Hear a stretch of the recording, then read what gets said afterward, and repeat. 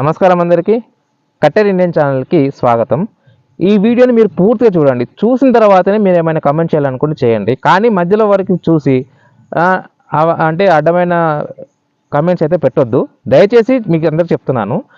దరిద్రం ఏంటంటే మన భారతదేశంలో మన సనాతన ధర్మంలో పుట్టి మన సనాతన ధర్మంలో పెరిగి మన సనాతన ధర్మాన్ని కించపరుస్తూ స్వయం ప్రకటిత మేధావులుగా ఎదిగిన చాలామంది మన తెలుగు రాష్ట్రాల్లో ఉండడం చాలా దరిద్రం, చాలా దురదృష్టకరం కూడా. వీళ్ళకి ప్రతిదీ వాళ్ళ జీవన విధానం మొత్తం సనాతన ధర్మంలో అంతర్భాగంలో అయి ఉంటాయి. కానీ దాన్ని విమర్శిస్తూ మత మార్పులకు ప్రయత్నం చేయడానికి చాలామంది కృషి చేస్తూ ఉంటారు. అలాంటి వాళ్ళలో కదిరే కృష్ణ అని ఒక అతను ఉంటాడు. ఇతను అంబేద్కర్ గారి గురించి హైప్ క్రియేట్ చేస్తూ ఉంటాడు. ఇక్కడ అంబేద్కర్ గారికి నేను ఎలాంటి వ్యతిరేకిని కాను. ఆయన మహానుభావుడు, కష్టపడ్డాడు.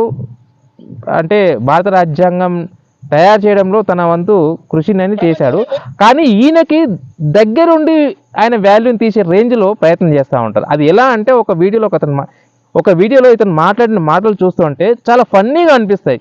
అరే నిజంగా ఇది జరిగిందా అంటే, ఇది చెప్పేదంతా కామెడీ, ఇదంతా చెప్పేదంతా ఇంత ఫేక్గా ఉంది. నిజంగా అంబేద్కర్ గారు ఇట్లా చేశాడా, నిజంగా అంబేద్కర్ గారు ఈ రకం కూడా చేశాడా అంటే ఇది నమ్మాలా? అది నిజంగా అంబేద్కర్ గారు ఇంత గొప్పవాడా? ఈయన చెప్తుంటే నాకు అర్థం కావట్లేదు. ఇంత ఉన్నాడంటే ఆయన అసలు నాకు తెలిసి ఆయన గురించి మాట్లాడుతున్నా ఆయన అంత పెద్ద గొప్పవాడు కాదు అన్నట్టు అనిపిస్తుంటుంది. ఒకసారి ఆ వీడియో ఏంటో ఒకసారి మనం చూద్దాం. చూసిన తర్వాత మనం నిజంగా నమ్మాలా వద్దా అనేది తెలిసిపోతూ ఉంటుంది. దయచేసి మీరు అందరూ అంబేద్కరిస్టులు నన్ను మాత్రం ఏమనొద్దు. ఈయన మాట్లాడిన దాన్ని మనం ఒకసారి ఇన్ డీటెయిల్గా ఆలోచిస్తే అర్థమైపోతుంది. చూద్దాం. కొలంబియా యూనివర్సిటీలో చదువుతున్నాడు, డబ్బులు అయిపోయినాయి. తన భార్యకు ఉత్తరం రాస్తున్నాడు, రమా నా దగ్గర డబ్బు అయిపోయింది, నేను చదువుకోవాలి, ఏవైనా డబ్బులు ఉంటే పంపించు. ఈయన దగ్గరుండి వాళ్ళిద్దరిని దగ్గరుండి చూసినట్టు మాట్లాడుతున్నాడు. చూడండి. చివరికి ఆమె దగ్గర ఒక 500 రూపాయలు జమ చేసి, ఎట్లా జమ చేసిందో తెలుసా? ఆవు బ్రదర్, ఇక్కడ 500 రూపాయలు అంటే 1930s అది ఈక్వల్ టు 15 lakhs ప్రజెంట్ ఉన్న సిచ్యువేషన్. అప్పుడు 500 అనేది ఇప్పుడు ఉన్న కరెన్సీతో పోల్చుకుంటే దాదాపు 15 lakhs. అర్థం చేసుకోండి. తీసి గోడకు కొట్టి పిడికలు తయారు చేసి ఆ ఎండిపోయిన పిడికలు నెత్తిన పెట్టుకుని ఆమె బజార్లలో తిరిగేది. పిడికలు అని ఆ పిడికలు అమ్మితే వచ్చినటువంటి 500 రూపాయలు తన దగ్గర ఉన్నాయి. ఏమండి, నా దగ్గర 500 రూపాయలు ఉన్నమాట నిజం. ఇక్కడ 15 lakhs వర్త్ పిడికలు అనేది ఆమె సంపాదించి అంబేద్కర్ గారికి పంపించిందంట.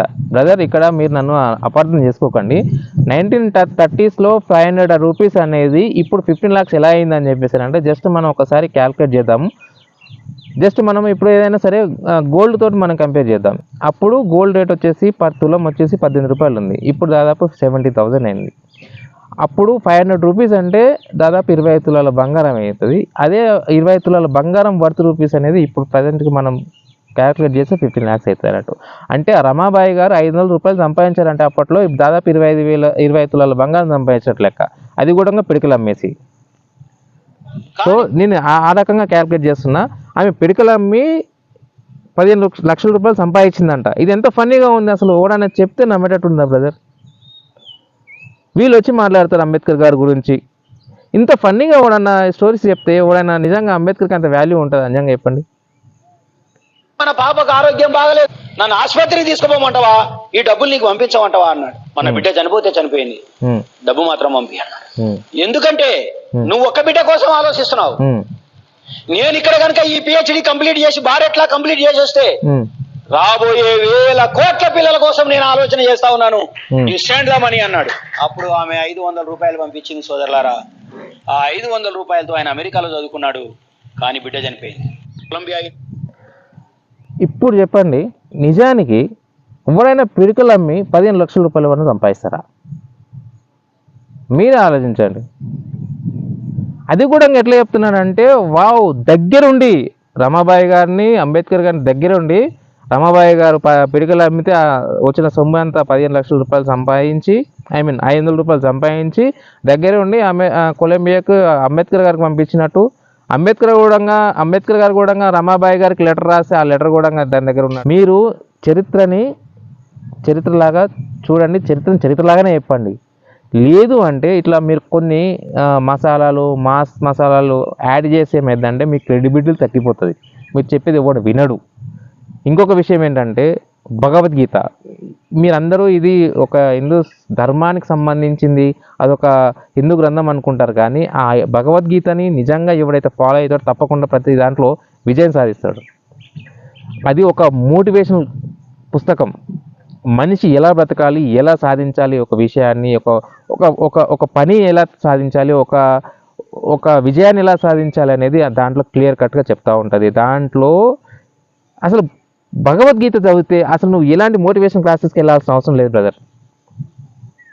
నేను ఒక హిందువుగా అని చెప్పట్లేదు, ఒక మనిషిగా ఆ భగవద్గీతలో ఉన్న సారాంశం అనేది మీరు కనుక వంట పట్టించుకుంటే you are the greatest and the bestest person in the world. దయచేసి ఈ కేకే అంటే ఈ కదిరకృష్ణ లాంటి వాళ్ళ దరిద్రులు అంటే నిజంగా చెప్పాలంటే వీళ్ళు చేసేంత నాన్ సెన్స్ అనేది ఎవరు చేయరు. ఈ కదిరకృష్ణ అనే అతను చెప్పేవన్నీ అబద్ధాలు, ఆ అబద్ధాలు కూడా క్లియర్ కట్గా అర్థమైపోతూ ఉంటే వాడు చెప్పేదంతా ఫేక్ స్టోరీ అనేది.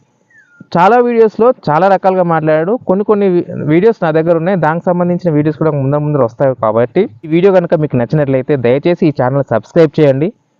మీకు ఎలాంటి ఏమైనా సందేహాలు ఉన్నా కింద కమెంట్ సెక్షన్లో కమెంట్ చేయండి. ఈ వీడియోని మీ ఫ్రెండ్స్కి కానీ మీ ఫ్యామిలీ మెంబర్స్ కానీ షేర్ చేయండి. అలాగే ఈ వీడియోకి లైక్ కొట్టండి. Thank you.